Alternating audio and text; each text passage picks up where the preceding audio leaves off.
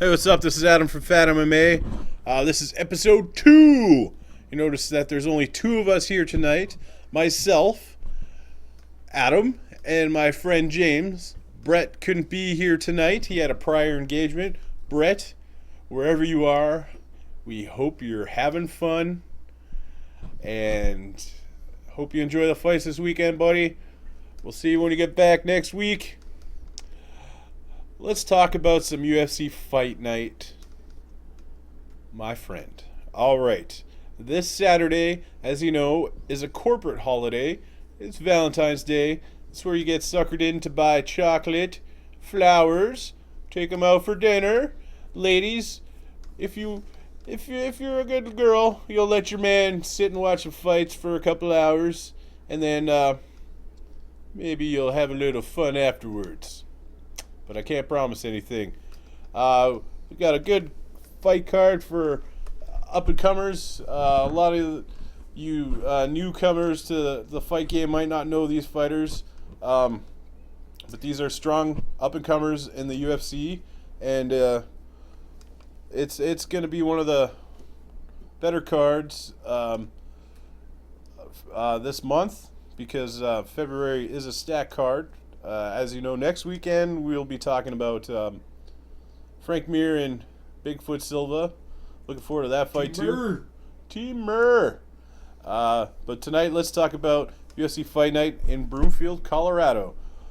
First fight, we have Ray Borg, the Taz Mexican, versus Chris Kalades, the Greek Assassin.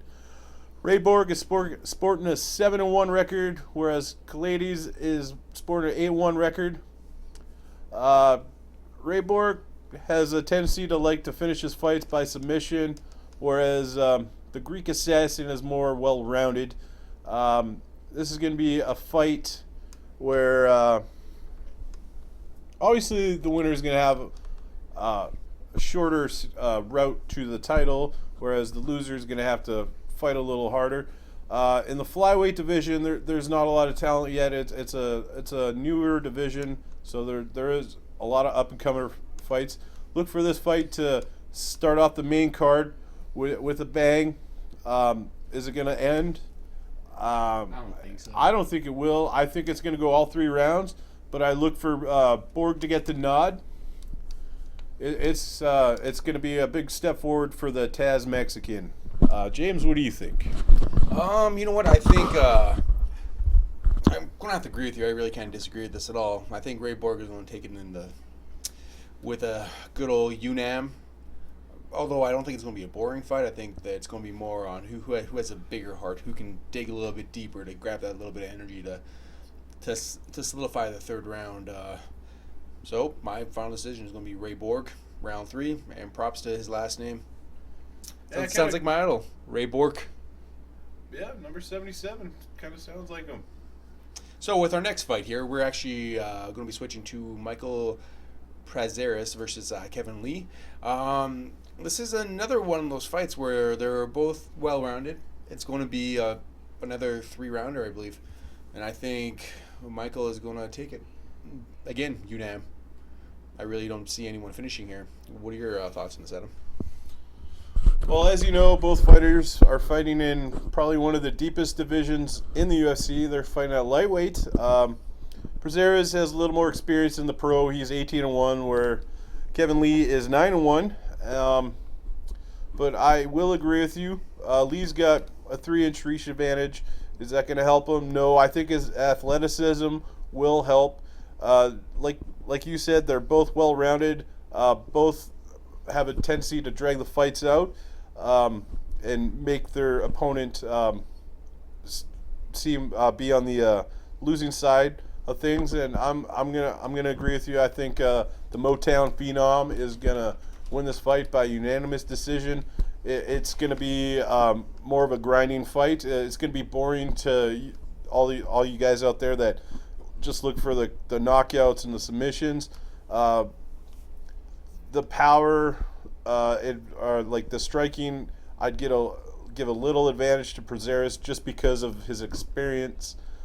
But the Motown Phenom probably hit him up with better submission attempts. It's going to be another good fight. Again, most of the main card is full of up and comers. It's free on television. It's on TSN if you're in Canada. It's on FX in the United States, and or you can watch it on Fight Pass. Subscribe for $10 a month. That's $10 out of my pocket each month that I think is well spent. I recommend that people pick it up. It's a good app to have if you're like talking with people and you're having an argument like, oh, who won in that one fight, who won between Anderson Silva and Forrest Griffin. Anderson Silva knocked him out in the third round. No way, he knocked him out in the first round. He knocked him out in the third round. Oh yeah? You could show him the fight. First round. Probably one of the craziest step away jab knockouts ever. Yeah. And so with that, we're both with Kevin Lee by unanimous decision. Michael Prazeres. That's what you're saying? Yep. Oh, I thought you were going for the Motown Phenom. Oh no, I said Michael Prazeres. Oh, my bad. We're split on that one. We are. So our next fight is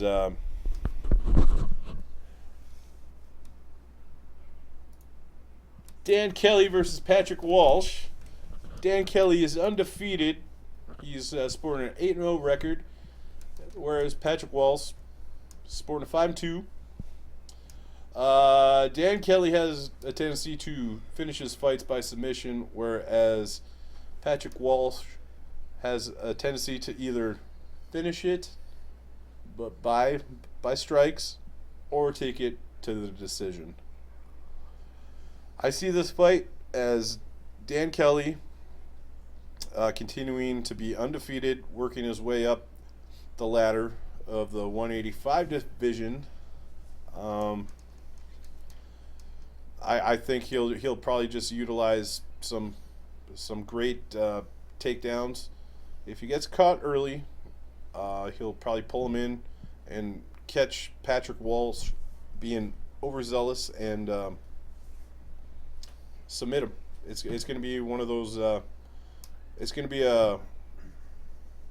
is going to set up Dan Kelly for possibly a top 20 fight in the next his next time around. So keep looking out for Dan Kelly. He's gonna be doing great things in the UFC. Wish him luck. What are your thoughts, James? Well, I gotta agree with you. I personally think Dan Kelly is going to just grab him, throw him on the ground, trip him, whatever he has to do. Once he gets on the ground, I'm pretty much going to say it's going to be a submission in round 2. I'm going with going to be a little crazy. I'm going to say a rear naked choke. And he's from Aussie, so oi oi oi. Nice. Vegemite. Oi, mate. You know that Vegemite I like? That's not a knife. This is a beer. All right, moving on to our co-main event. It's Neil Magny versus Kichi Kunimoto. Both have had pretty long professional careers. Magny's sporting a 13-4 record, whereas Kunimoto 18-5-2 with one no contest. Magny has a tendency to finish the fight or drag it out to the third round, whereas Kunimoto has the advantage in submissions, and he likes to drag the fights out too. They're both on win streaks. Magny's on a 5-fight win streak. Kunimoto's on a 3-rounder, or 3-fight win streak, I should say. And I'm looking for Neil Magny to pull us out. And this is probably going to end in the second round, probably by TKO. I look for Magny to finish this fight, make his mark, and move up in the welterweight division. It's going to be a great fight, free on television again, or on Fight Pass, or whatever. You could be one of those jerks that stream stuff, which I don't understand. Like, really, There's fucking cable television. You could go to a bar. Just hit your local bar. Like, Yeah. Go have a couple beers, watch it for free. It's like what, like $15, 3-4 drinks. Yep. What are your thoughts on this fight, James? You know what? I think I'm pretty much in the same boat as you. I'm going to have to go with Neil here. I think he's going to end it in the first round, though, TKO. Only reason why I say this is because he has a 5-inch reach advantage, and I just don't think that Kunimoto is going to be able to see it coming. I think probably one of the first like 4 or 5 jabs is going to stun him, and then get him out of the cage and just pound him down. But again, this is a classic striker versus grappler, and on this case, I got to give it to the striker, Neil, all the way. And now he's got to utilize his reach too. He's got, what was it, like 5 inches? Yep, 75-inch reach versus 70-inch. Yeah, he's got a good. Yeah, it's going to be one of those good fights. I can't wait. And then our next fight, which is the fight I'm looking for quite a bit on this one, is Max Holloway versus Cole Miller. Again, this is another one of the whole tire striking versus grapplers. If Cole Miller can grab a hold of him and trip him, take him down, however he wants to do it, yeah, he's going to have the advantage. But I'm going to have to go with Max Holloway in this one. I think his striking is just much more crisp. It's more technical. He just knows how to throw it there. And I think Cole Miller's not going to know how to respond. So I'm going to say Max Holloway is going to finish this in the second round, TKO, probably late round in the second. What are your thoughts, Adam? Well, they certainly don't agree with yours. I'm going to pull for my boy, who I've been rooting for since his Ultimate Fighter days back in Season 5 with when it was BJ Penn versus Jens Pulver were the coaches. I'm going to say Cole Miller's going to bring his experience into the fight. He's going to make it a war for Max Holloway. If Holloway catches him early, and again, if Holloway gets a little overzealous and wants to try to finish the fight, he's got to watch out for Cole Miller because he has that ability to tie you in, bring you down to where he is comfortable, and that's on the ground, and he'll submit you, whether it be rear naked choke, guillotine, arm bar, whatever. The guy, he doesn't quit, and I'm also just a huge fan of his because he is a professional wrestling fan, and we got to stick together. Oh my goodness. So we're moving on to our main event of the night. And this is quite the interesting turn, I gotta say. It's been Benson Henderson versus Brandon Thatch. And Benson Henderson just lost against the Cowboy. Yeah, that was controversial. It's in the judge's eye, but you know what? That's where if you want to win the fight, you don't leave it to the judges. We've seen a lot of upsets happen because of this. But looking at the stats, thinking about everyone, all the fighters here, I'm going to have to go with Brandon Thatch. I think his stand-up is just amazing versus what Benson Henderson can do. And if we've seen in the past, Benson Henderson does have trouble with good people who are on their feet. Like when he starts striking with him, he just always gets tagged and then fumbles around and then just tries to take you down. But although I got to give it to Benson, he does have a lot of heart. He doesn't like to give up. But Brandon Thatch is going to win this. It's going to be hard to call this one. I'm going to say third round TKO. I think he's going to be able to clock Henderson and just finish him. This is one of those fights where, first and foremost, I just want to say thanks to Ben Henderson for saving this card. I was really looking forward to the fight with Stephen Wonderboy Thompson and Brandon Thatch. That would have been a striker's dream. Hope Thompson gets better. Yeah, is Brandon Thatch going to be able to protect his division? This is a welterweight fight. Is Benson Henderson saying goodbye to the lightweight division forever, or is he just up for this one fight to save a card, get a little extra money for stepping in on short notice?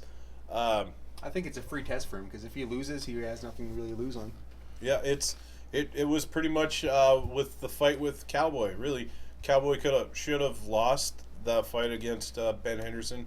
It was one of those fights where we all felt that Cowboy was going to get another decision loss and be 0-3 against Benson Henderson, but the judges gave to the Cowboy, and if all goes well, him and Nurmagomedov in May at UFC 187, that's going to be off the hook. But Brandon Thatch has got a tall order. We got a former champion. Granted, it's a different division. Ben Henderson, he's gonna surprise. I think Ben Henderson is actually gonna show people that he's capable of fighting in another division up, not down, but going up. And he's got more experience. He's been in longer fights. Granted, a lot of them, a few of them, I thought he lost, especially to like Melendez. I didn't think he won that title fight. It was a very close fight. I would have given it to Melendez myself personally. I gotta agree with you there. One of the Frankie Edgar fights, I'm pretty sure he lost too. But then again, the judges did not agree with a lot of people. It was just his time. And then Pettis comes along, submits him in the first round. If you saw the Pettis fight in the WEC, that was probably one of the craziest kicks, and it didn't even end the fight. It just, it gave Pettis the belt before WEC folded. Benson Henderson, I say he's going to drag this fight out. Is he going to win?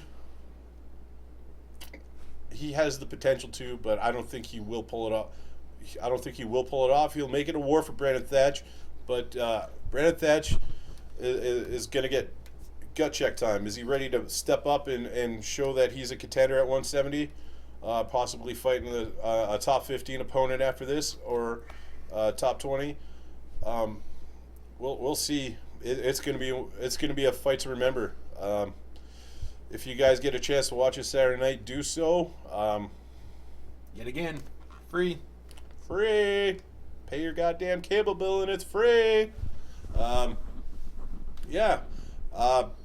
If you want to subscribe to us, just follow us. Fat MMA for all the mixed martial arts. You can follow us on YouTube. You can follow us on Facebook. You can follow us on Twitter. We're at 4ATMMA. So that's fat, spelled leet. Yep. And nerds out there. And we are just enjoying doing this. We're going to be back next week talking about the fight next week with Frank Mir and Bigfoot Silva. Really looking forward to that one. I'm pulling for Frankie Mir. And also we're doing our post-fight. Yep.